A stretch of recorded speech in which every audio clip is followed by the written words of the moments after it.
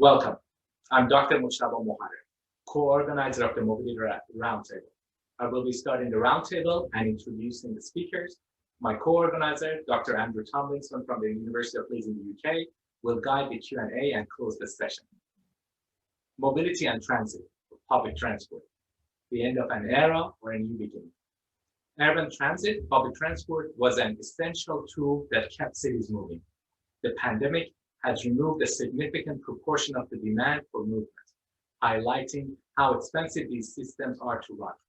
Today, we will discuss this topic and some of the questions which are important for understanding the potential future of public transport. We have three excellent speakers.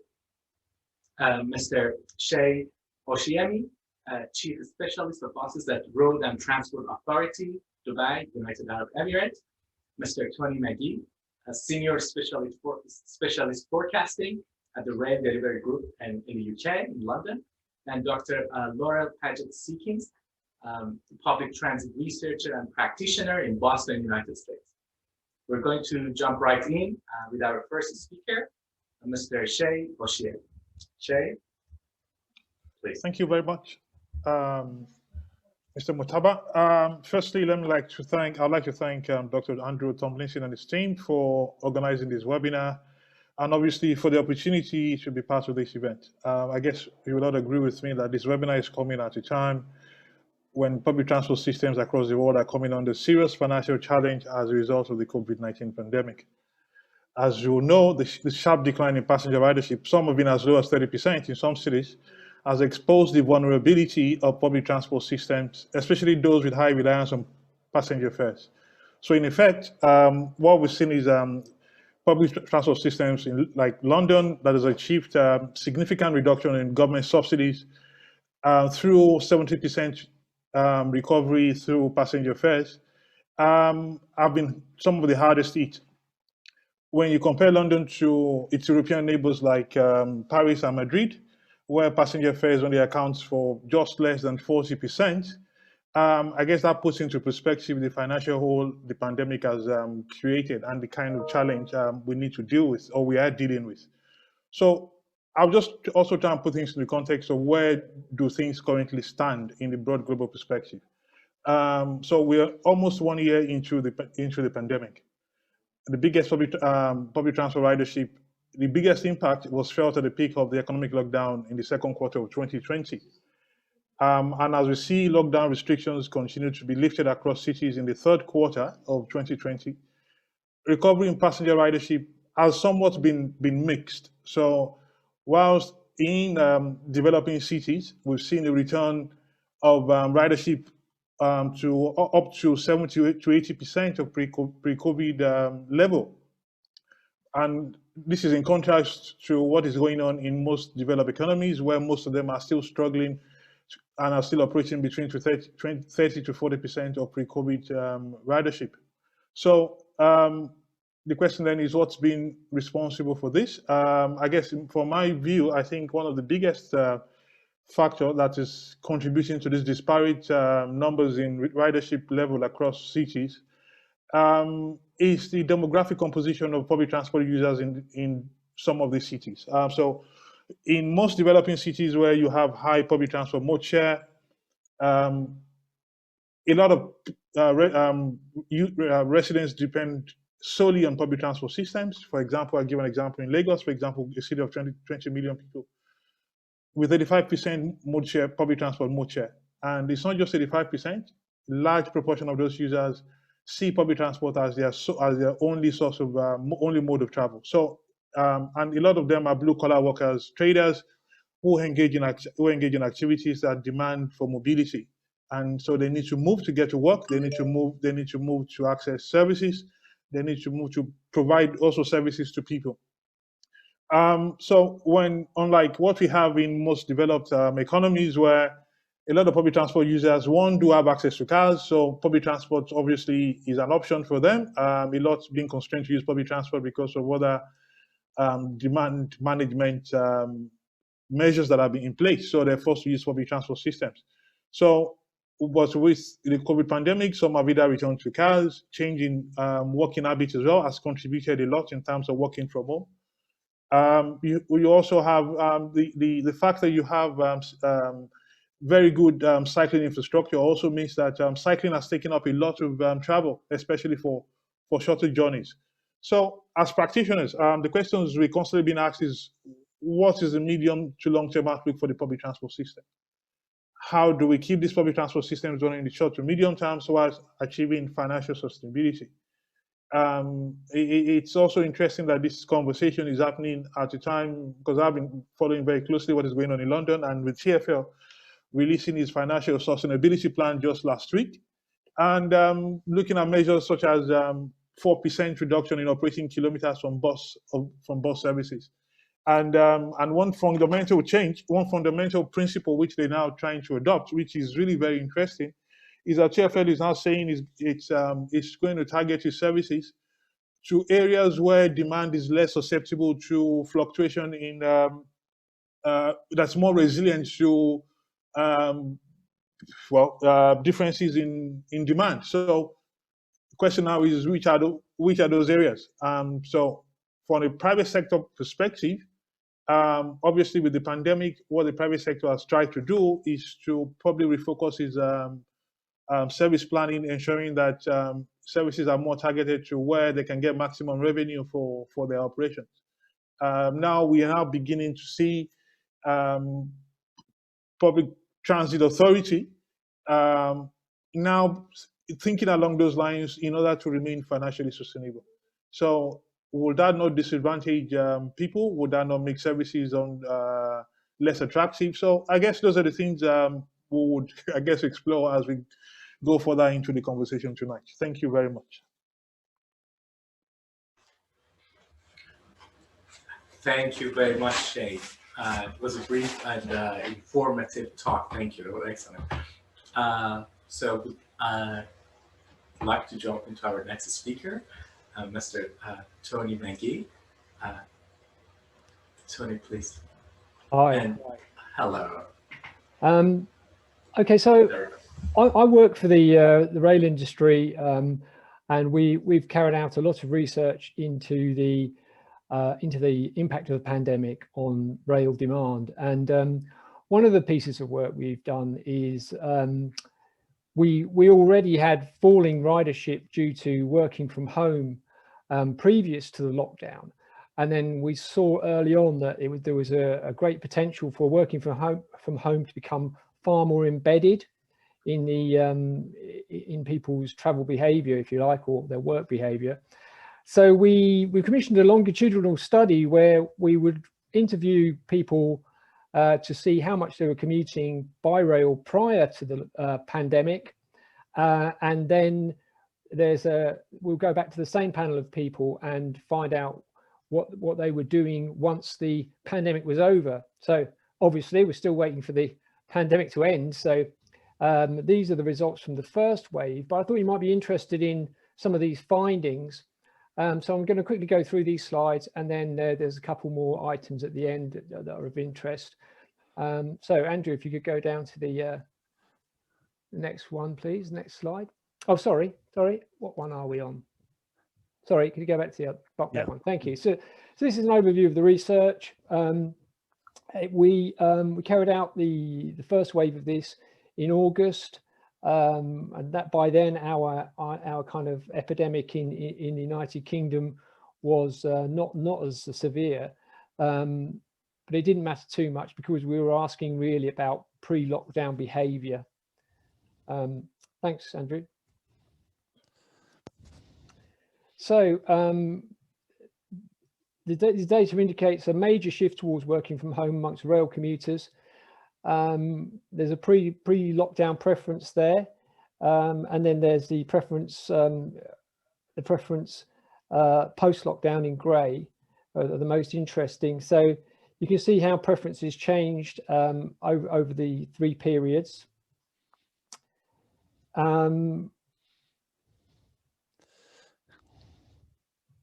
Yeah, most people wanted to work from home 2 days a week anyway prior to the lockdown, and they wanted to work from home anyway. And it seems that the lockdowns enabled them to fulfil that ambition, if you like. Okay, next slide, please, Andrew. So when you break that down a little bit, we've got parents and non-parents, older and younger. The older rail commuters are, as you'd probably intuitively expect, more likely to prefer working from home lockdown. The average days per week working from home for rail commuters, you can see that there on the left, and by occupation. And the average number of days working from home for rail commuters, and whether they're a parent or not, and what their age is. So next slide, please, Andrew.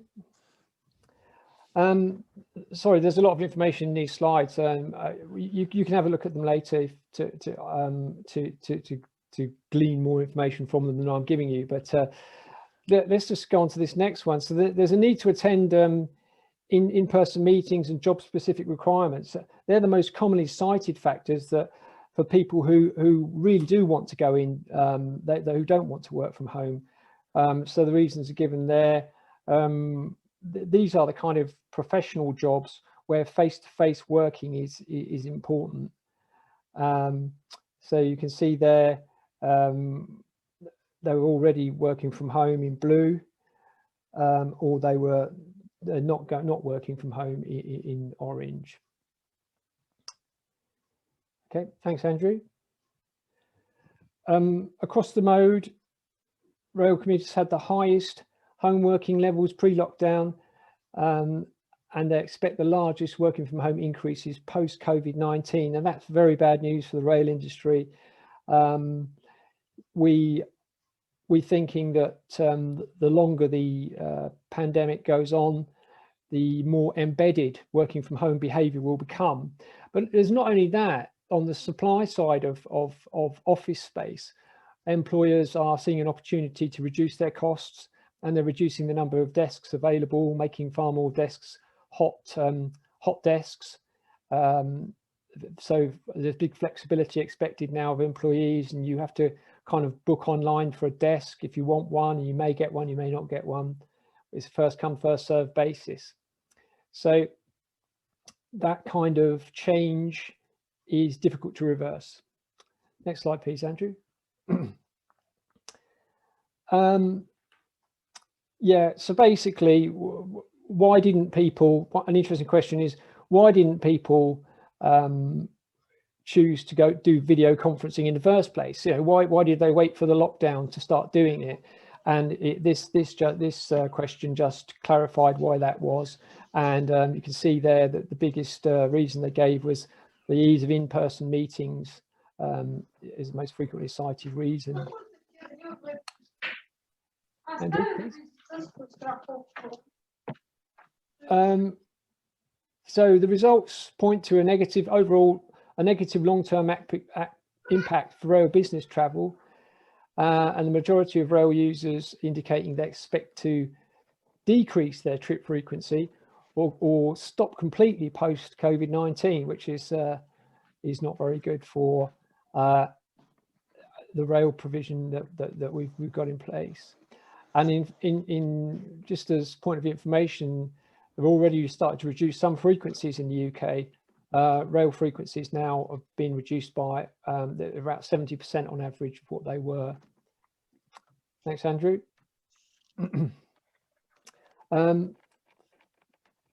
Managers, which type of workers are travelling the most frequently? Well, managers did for business prior to COVID-19, and then you've got the skilled manuals who don't really use rail quite so much. They travel by car or van, and they probably revert to doing that again. Thanks, Andrew.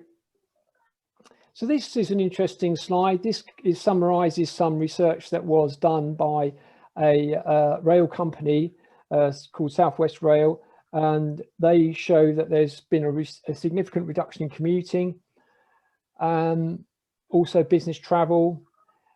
This is actually recorded from their passengers that they've surveyed, and they're getting the feeling that commuting in business it's unlikely that they'll ever return to what they were. So you can see in May and June, leisure travellers there, they were saying that they were going to travel even more post COVID than they did prior to COVID. So that was pretty promising, but you have to kind of wonder why they'd want to travel more, but there it is. And then you've got commuters, 73%, and then that went down to 60% of their pre-COVID level in between May and October. And then business travelers, they said that in May and June, they'd be about expected to get back to 75% or 3/4 of the travel they said they would do. And now that's dropped to 60% of their pre-COVID level of travel. So that would obviously be a reduction from about 5 days a week, say, to 3 days a week. Thanks, Andrew. 1 minute. Thank you. So this is another interesting slide. This is Transport Focus, and they're saying that most of the people they're interviewing now, they're not so concerned about the safety. Well, they are concerned, but that aspect is slowly decreasing. But they're finding that people don't need to travel. They're just saying, I don't need to travel now. That's why I'm not going to take public transport. Next one, please, Andrew.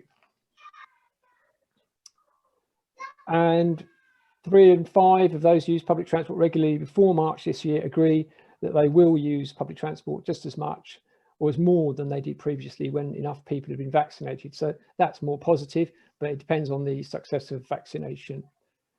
Next slide, please, Andrew. So we've got, just putting it into context, we've had some shock effects before.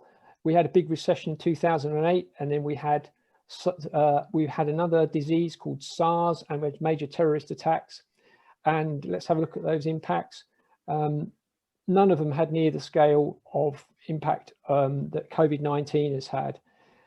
In the United States, we read that the US domestic aviation sector was impacted for a very long time, but it wasn't really the fact that terrorism that scared people as much as the inconvenience of the new security measures.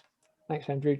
So just to finish, last slide on here, we've looked at we're comparing the growth of the 25 years that we've had. We've had 25 years of growth in this country in rail demand, and in the future, a lot of the factors, this is probably without COVID, it seems that some of those are changing anyway. So there was probably some underlying pain coming, but COVID has kind of accelerated that, if you like.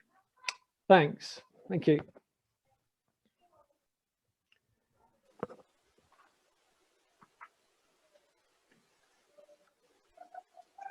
Hello, should I start? Thank you. Sorry, no, I couldn't unmute myself. Thank you very much, Tony. Our next speaker is Dr. Laurel Paget-Seekins. Laurel, please go ahead. Thank you, and thanks again for inviting me. Yeah, my name is Laurel, and I have a background in transport, first as an activist and an advocate for public transport, and then as an academic, and then I spent the last 6 years working at a public transit agency in Boston, Massachusetts, in the United States, called the MBTA. I no longer work there, but a lot of what I will speaking about comes from my experience working there. And one of the unique things about the MBTA is that it operates both commuter rail and bus and subway and ferry boats. So it has like a wide variety of modes that it operates. But I wanted to speak more kind of on a higher level about how we have to understand these overlapping crises facing transportation, particularly in the US, at the same time. And so thinking about, as the other speakers have mentioned, the impact of COVID itself, but then also the resulting economic crisis that will probably last beyond the length of the pandemic. And then in the US, as folks are probably aware, our history of white supremacy and racial injustice that we're having a reckoning with currently, and climate change and the role of transportation in climate change. And so my argument is that all of these crises impact transportation and also suggest the need for action and policy change in the design and service and funding of public transit to address them. And that instead of looking at them individually, that we should look at them as overlapping crises at the same time, because it's quite likely that we'd be best served by solutions that help across multiple of these crises. And if you sort of look at transportation, at the funding and service design of public transport through the lens of all of these crises on top of each other, we might find particular solutions that will help address them in an effective manner. And so just sort of thinking about that, starting with the sort of some of my thoughts on all of these crises of where we are right now, thinking about the impact of COVID, as was mentioned previously, we don't know the long-term change in travel patterns, but I think that we can hypothesize that there'll be a flattening of the peak and fewer peak work trips for those 9-to-5 type commuters who can commute or can work from home at least some days of the week. In terms of the economic crisis, I think that it's useful to think about that in two ways. One of which is the personal crisis for households who have lost jobs and income throughout because of the pandemic and their ability to afford transportation, as well as a crisis for transport agencies and local state and national governments, depending on their tax base and how they're funded. And in the US, transit agencies have now received 2 federal level stimulus funding, one that was passed early on in the pandemic and one that was just passed in December that has yet to be allocated completely. But that funding has been critical in the sustaining public transport throughout this time period. In terms of thinking about the crisis around racial injustice and white supremacy, this has a long history of impacting transportation in the US, whether highways being built to divide communities intentionally, impacting communities of color more, or the lack of funding for public transit in urban areas where it was seen to be serving particularly Black communities in US cities, that proactive steps have to be taken to address these past harms and to create future opportunities. And finally, I think we all realize the role of transportation in addressing climate change and the need for more shared transport trips and public transit to have a larger role, especially in countries like the US where the mode share is so small, and to reduce the number of single occupancy vehicle trips. So when I try to sort of think about what is in the intersection of all of those crises, one particular thing that comes to mind, but I'm interested in what other people think, is it's really about looking about service design and the need to serve all trip types and instead of just work trips. And a lot of transit agencies in the US particularly, and this might be true in other places, have dedicated a lot of service to serving the 9-to-5 peak work trip. And this actually, in some ways, is the cost driver of a lot of both capital and operating costs for public transit, is serving the peak. And like to say, the dream of transportation planners has always been to reduce and spread the peak. And this might be the moment that we get to do that, to have a more efficient network, but also I would argue a more equitable network, because there's a lot of trips, especially for low-income communities that happen outside of the peak, whether it's an off-peak work trip or another type of trip. And what COVID has done, at least in the United States, is it pulled back the curtain to reveal those essential trips and when and where they were happening. And it wasn't in the peak 9-to-5. And we saw shifts of peak. We saw, significantly more service ridership on the bus service than our rail service. So I think it should be a guiding star going forward of where we need to make sure we are providing the most service. But I also think that in terms of climate change, if you think about the statistics, most trips are not work trips. And so if we're thinking about how do we serve or have fewer single occupancy vehicle trips, making transit networks work for non-work trips will be a critical piece of this as well. And so a lot of my thinking previously to the pandemic, but also through the pandemic, has been thinking about how do we sort of rebuild off the foundation of the trips that's currently being served, and in particular, the non-work trip. And so I guess what sort of my closing piece is that we could wait and see what happens, or we can act now. And that I think that we need to build the future we want to live in. And that crisis called for bold action, and that requires not just not responding, but being proactive in our transportation decisions, whether that's funding decisions or allocation of the resources that we have to the design and operation of our networks. Thank you. Thank you, Laura. Excellent. 3 great talks. Before we move to our questions, our own questions from ourselves and the audience, I would like to invite the speakers to please feel free to ask each other if you have any questions, or if you want to either about their talk or their background. So please go ahead. Can I just ask a question? Go on, Tom. Sorry, was there somebody else? No, go for it, Tom. Yeah, Shade and Elliot. Okay, so I was just saying, I was just talking, just listening to what Laura was saying there about the flattening of the peak, and we've got some evidence. Our peak has been traditionally just the morning, the AM peak, and there's some evidence that we're starting to see a dual peak now, a morning and evening peak. So that's a change. And the other thing I just wanted to say about that, we carried out some research where we were, we intercepted rail passengers and tried to ask them about whether they'd be willing to move out of the AM peak. And what they said was quite interesting. We had to give them an incentive of something like a 30% fare cut before they would be willing to actually move out of the peak, which is a big reduction. But they said they'd be willing to do it, but whether they do it or not, you obviously don't know. But yeah. Yeah, I think one of the things we're thinking about is, so if this idea that some people will continue to telework some days a week after the pandemic, which days is actually kind of important, right? If everyone teleworks on Fridays, that creates a different dilemma for transit agencies than if it's spread equally across every day of the week. That would actually help with the reduction in the peak more. Okay, yeah, we've got the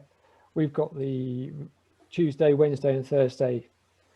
We had that prior to the pandemic. We had the Tuesday, Wednesday, Thursday riders, and a lot of those were.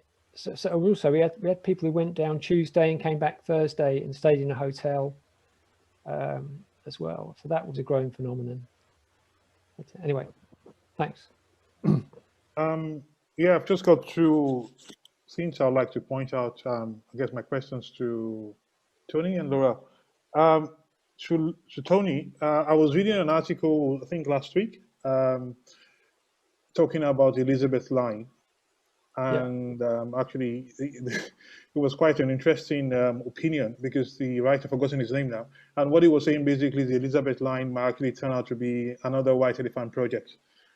And some of the reasons he cited were some of the things you presented in your slides, that well, with the economic slowdown, the economic prosperity in London is never going to return for a long time, and who is actually going to use the trains? So it might end up being another white elephant. So I don't know what your thoughts are. What your thoughts are on that? Okay, carry on. No, sorry, carry on. To finish off, please. Yeah. The second question is just on comments to Laurel, and also touching on what you said about what your users requested for in order for them to change to off-peak travel. So Melbourne, City of Melbourne in Australia, they've actually just recently announced that end of the month, they were going to introduce a 30% slash in fares to encourage people to travel off peak. And the plan is to do that for 3 months. So after 3 months, well, no one knows what's going to happen. So I guess in terms of off-peak pricing to encourage peak spread, transit authorities are beginning to think along those lines. And whether it achieves the purpose and is quite sustainable in long term is another question. So yeah, those are the two things I've got to say. So before going to Tony and then Laura, I'm going to hand over to Andrew, but also ask the audience, please type down your questions in the chat area. Peter has already actually done the thank you, and we'll try to get them at the end. Tony, please go ahead.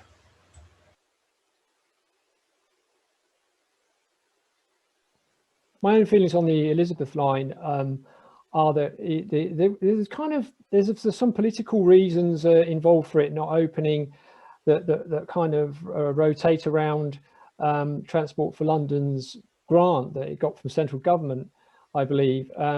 The question is really about demand, isn't it? I believe there's enormous pent-up demand for that east-west rail link. There really is enormous demand for it. It's I cannot personally, I cannot see it not being a success. It's just so practical and just saves so much time for people. Yeah, I guess what the writer was also saying, sorry to interrupt, was that the demand is actually also going to come from the existing PT users. So you're basically just grabbing from current public train travelers. So in effect, you really not gain anything. So yes, it's an interesting proposition. Well, I mean, I'd agree that when they did the demand forecast, they probably forecast rampant growth that was phenomenal, and also the wider economic benefits coming from it too. London does kind of exist almost like a country within a country in the United Kingdom, and the amount of work and prosperity that there is down there is sometimes quite staggering. So whether that's still going to be the case, the wrong side of the COVID-19 epidemic and the economic conditions that it's created is an open question. But certainly I think there will be a reallocation of trips, but there's also the possibility of growth in trips and new growth. There is a definite problem of accommodation cost in London. That the COVID epidemic and the problems it's causing may result in accommodation becoming cheaper. If that became the case, you'd certainly see people moving back into London, especially in the younger age groups. So that would help. With regard to the other question, can you just remind me what that was, please? I think that was for Laura actually. Oh, it's from Laura. Okay. Yes. So Laura. Okay. Yes, peak spreading, wasn't it? Peak spreading. Yeah, peak spreading and off-peak pricing, which Tony, you're welcome to jump in on as well. I think that, yeah, that it's an intriguing idea. I think that it's also about service allocation as well. And so making sure that we're also allocating more service in the off-peak. And this is, I think, particularly true from my experience in US cities where there's often a whole lot less frequency in the midday and off-peak. And so pricing is one piece of it, but it also has to be matched if we want to build ridership off-peak with more additional service off-peak. So thank you, Laurel. So if we can just move on to price, because I don't think price has been mentioned very much in terms of the way demand has changed. And typically, when you want to increase demand, one thing you can do is reduce prices. But at the same time, due to the reduction in demand, there clearly must be a pressure on prices to rise to cover more of the costs which are still being expended. So how do you think, in the short to medium term, how do you think the market or the public transport operators will react in terms of pricing? Will they try to get people back by giving incentives, by reducing prices, or will they need to increase prices to try to recover more of their operating costs? I believe, Seyi, in Nigeria, for example, where you have a lot of private bus operators, at the start of the pandemic, they kind of doubled their prices overnight to try to compensate for the demand that they were losing. Yeah, absolutely, you're right, Dr. Andrew. In Lagos, especially, at the peak of the pandemic, public transport operators had to increase their prices. Some went up as high as 40%. And Lagos is actually an interesting place. Aside from the fact that we had a single day fare increase of 40%, public transport fares in Lagos has been going up significantly in the last 12 months. I think we've had about 70% increase year on year. So, it's when you compare that with the cost of living, Lagosians spend as much as 70–80% of their monthly household income on travel. Aside from rent, the highest cost household cost is actually transportation in Lagos. So it's unfortunately also it's an environment where government doesn't subsidize it in any shape or form, public transport operations. So the operators are left with no option to recover their costs than to increase fares. So it's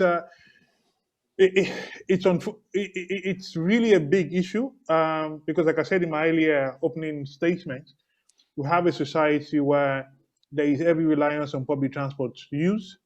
Majority of users depend solely on public transportation, and they're now being caught up in a situation where they're paying so much, up to 80% on the cost of travel. So but when you, and whilst we're talking about this, because I guess the challenge for most cities is that they're struggling financially to even manage the COVID-19 pandemic, and you'll be enough to then provide some subsidy to public transport operators. But interestingly, Singapore, on the other hand, recently, in fact, is even talking about expanding its concessionary fare scheme to old age pensioners. So I think unlike London, where it starts from the age of 60, theirs starts from age 64. So they're trying to drop that to 60, which will make the old age entitled to a discounted fare on travel. And people are saying, well, this is going to cost the government too much. But that's the government doing that, even though it's in the middle of a pandemic and where other operators are trying to increase fares. So I guess it's a mixed approach depending on where you look at, and it's how deep the pockets of governments are in terms of subsidizing cost of public transportation. Yeah, that's good. So did you want to say anything on pricing, Tony? Yes, I could add in that there's a group being formed in the British rail industry. In the rail industry, are working with government and the infrastructure provider in a group to stimulate recovery. And one of the strands, one of the threads in that work streams, if you like, is there's work to launch a marketing campaign. And I gather that there's two interesting things there of relevance. And one is they are considering fare cuts to re-stimulate the demand to return. The other thing they're thinking of doing is a ticket type that they've kind of held back and resisted.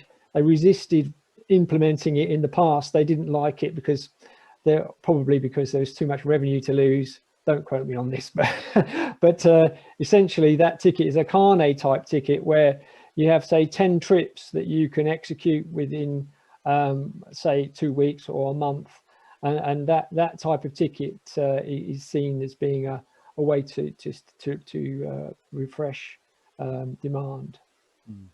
Because it gives people who would have traditionally bought a season ticket but who now aren't traveling each day of the week, it gives them a kind of like something equivalent to a season ticket, but with more flexibility. Presumably. It does. But when you think about it, a carnet could be used by leisure travelers too. There's a few journey purposes you can think. You know, educational trips all sorts of trips could benefit from having a carnet. It was quite interesting because when I first joined the industry in 2012, I said to them, well, you know, some train companies have tried carnets, and I'd said to them, you know, why don't you bring back carnets? They're brilliant. I had one up north for, you know, they did one on a trial when I tried it, and I thought it was fantastic. And they said, oh no, we don't want to lose that much revenue. So that's kind of why it didn't happen, to be honest. So yeah, we at the META, we implemented most of our revenue on our commuter rail, which I think is sort of most similar in terms of the types of trips, is monthly passes. But during the pandemic, we implemented a sort of temporary flexible pass where you could get basically 5 days of unlimited travel within a 30-day period for a 10% off what would be the sort of round trip ticket price, as a way to serve at least some of that demand where we were sort of hypothesizing that people would need to come into work, you know, one or two times during a month or a week, and not our monthly price was at a multiple of, you know, at least 4 days a week. So we saw some sales. I think it's limited by our technology, but it was sort of an interesting thing to try out in the moment to see if it would help at least serve some need during the height of the pandemic. Okay, thank you. If I can move on to a different topic. So authorities are spending huge sums at the moment. You know, so I've got two figures here. So in London, for example, they secured funding of 1.8 billion. So what's that, $2.5 billion, I would guess, to cover their operating costs for 6 months. So it allows them to continue to operate their services until March 2021. Essentially, they're paying that money, they're being paid to operate a lot of kind of empty buses and trains. And in New York, I read that they received a stimulus of 4 billion on the MTA to keep the services running there. So these are huge sums that authorities are having to pay. I just wanted to ask you as a panel and as individuals on the panel, do you think authorities and governments needs to hold their nerve and continue to pay these amounts of money, or are we getting close to the moment where they have to start thinking about really cutting back in a big way? You know, when do we get to that moment? You know, how long can we keep just running a lot of empty buses and trains? So we did that. We had that moment, actually. So we did a process in Boston before the second US stimulus was passed, where we were looking at, depending on projections, upwards of a, you know, $500 million deficit in our operating budget for the next fiscal year. And so we did a process that was really focused on how do we preserve the service where we're seeing the most ridership now, and throughout the pandemic, where there's sort of high ridership potential for sort of in the short, medium term, as well as serving what we call transit critical populations, those most dependent on transit service. And so communities of color, low-income communities, and also like making sure we're looking at the seniors and people with disabilities usage as well. And so we did that process. It was extremely difficult. And so with some proposals were passed by our board to cut back, I think that there'll be some modifications now that there's some additional federal stimulus money. But it was very much premised on the idea that we needed to preserve funding for the recovery, and that yes, we need to reduce. We were, you know, running 85% of our service and had on average like 26% of our ridership. So like, how do we really sort of right size for the moment, but preserve funding for the recovery? But it was very, very publicly and politically difficult to do. Do you want to add anything to that, Seyi? Yeah, thanks, Dr. Andrew. I think it's inevitable that we would have service cuts. Even like I said, TfL, for example, is saying they're cutting about 25 services on about 25 routes. So it's inevitable. It's because at the end of the day, someone is going to ask the question for how long, like you asked, how long are we going to keep paying this money? But also what we need to recognize is the fact that public transportation is also central to economic recovery. So in bouncing back, we also need to have an efficient, reliable public transportation system because people still need to access jobs. There's issues around social inclusion and access to services. So it's now trying to find the balance. If someone says, okay, in the short run, we would try and focus our services towards areas that are resilient to fluctuations in demand, how do you determine that? Because what research has shown in the middle of the pandemic is that most people who have stayed on public transport systems in developed cities are actually low-income workers who are involved in blue-collar economy. So, and sadly, they were also people were seen as essential workers, even though they don't get paid enough, but they're the essential workers. So, are we now going back to the point where you say there's no need to run public transportation to high affluent areas? Which has always been one of the arguments in support of deregulation back in the 80s of cross-subsidizing, using money from densely populated areas to subsidize less dense populated areas.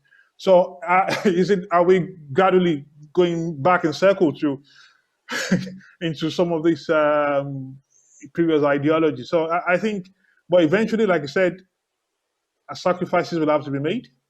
Authorities will have to look inwards on how they can make their operations more efficient. What would the key factor will be? What are the criteria for selecting these routes, and what are the determining factors? That is what will be quite important. Thank you. Anything to add to that, Tony?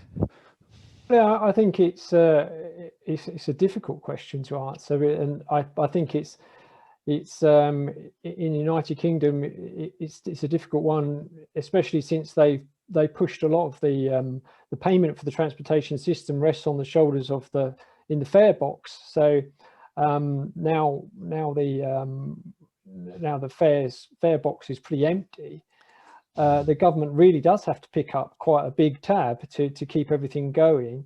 I agree with Seyi. There's some inevitability about reductions in services, and we've gone down to 70% already in terms of frequencies on average. And I think you've got to bear in mind if you lose that kind of turn up and go frequency on enough routes, then you're going to get a big fall off in demand, because that turn up and go level of frequency is so important to many people, and they really don't like to wait a long time on platforms for trains. So I think it's an important one. It's a difficult one, because if you are going to stimulate a recovery in rail demand, there's got to be a rail service to return to.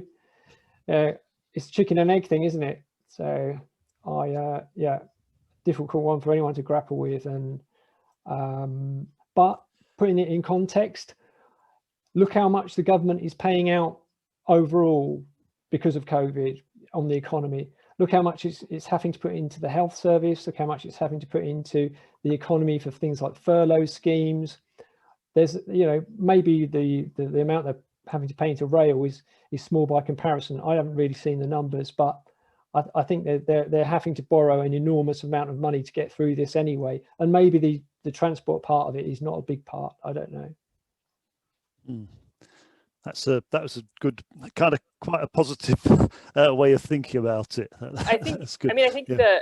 the other key question is how flexible. So at least in the US, and I'm curious, I guess, about everyone else's perspective, transit agencies are notoriously not flexible to change, right? Whether it's their service or pretty much anything else. And so one of the things that we had to learn how to do very fast was to reallocate service in the sort of height of the pandemic to better serve the routes that had ridership still. But one of the things that was very difficult when thinking about the decision around turning back service is the flexibility to ramp back up when we know it is time, and how long will we know in advance that now is the moment to ramp back up to get to what Tony was saying about it needing to be there when people come back. And so some of what I think the like fundamental issue is how can transit agencies change to be more flexible in their response to change. Okay, thank you. Thank you. So they're all really interesting points, and I think we're kind of getting towards the end of the roundtable, and maybe we can kind of think maybe a little bit more optimistically about potential opportunities that this crisis kind of might lead to in terms of public transport. So Laurel already mentioned the potential for redesigning services to smooth them out and make it a kind of all-day service. I would want to just focus on the idea of capacity and demand, because certainly in the UK, and I think a lot of other cities in Europe and across the world, prior to the pandemic, public transport systems were at capacity. The problem was trying to squeeze all the people onto the system to get them to the places where they were working, and where they wanted to go, and it was almost becoming a kind of barrier to growth in its own right. The fact that you couldn't carry the people you needed to allow cities to expand. Is there any inkling that if we move to a different way, potentially of a different type of travel behavior, where working from home and perhaps using electronic media as a way, as an alternative to transport, that this actually provides some opportunity to build some capacity back into the system for future growth? What do you think to that as a kind of proposal? Maybe Tony, you were nodding, perhaps. So I'll give you... Yeah, I tend to agree, and I mean, obviously, it's no one's got a crystal ball, and no one knows how things are going to really turn out. But I think that the idea of office space becoming something more like a hub. Say you work for a company, maybe you work for a company in London, and you're just in your company works from hub A, hub B, hub C. That's that's spread out across the outside of London, say Greater London, for example, and the kind of behaviour you're describing there, the online worker, they travel between their maybe a short distance by rail, shorter than before, to these hubs. I think those are the kind of changes that I think will kind of organically, if you like, happen, rather than need to be planned out so much. I think we'll be moving towards a kind of new way of planning, if you like, where the demand follows the demand for rail. It sets the agenda for where the services go, rather than the services just dictating where everybody else has to go. Okay. Do you want to add anything, Seyi? Thanks. I think I see it in a different way. When you talk about opportunities, I look at it from not from providing capacity, but actually how can operators diversify their income stream from just fare box revenue.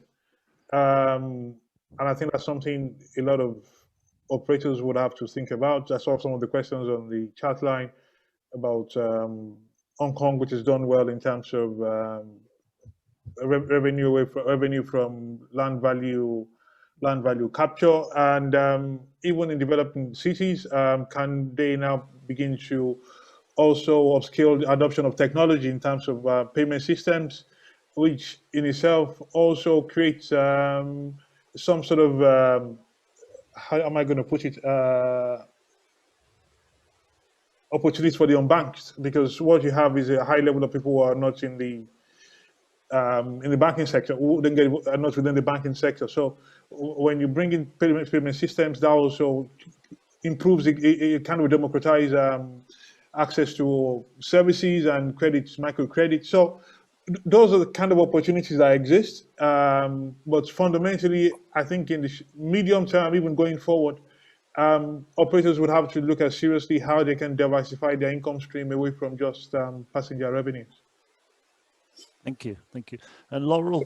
Yeah, so I think what Tony was maybe bringing up a little bit is that we need to think about not just maybe flattening the peak in terms of time, but also spatially, and maybe we're going to have less demand to like central business districts, which is sort of a lot of rail systems are built around sort of serving the downtown of major cities.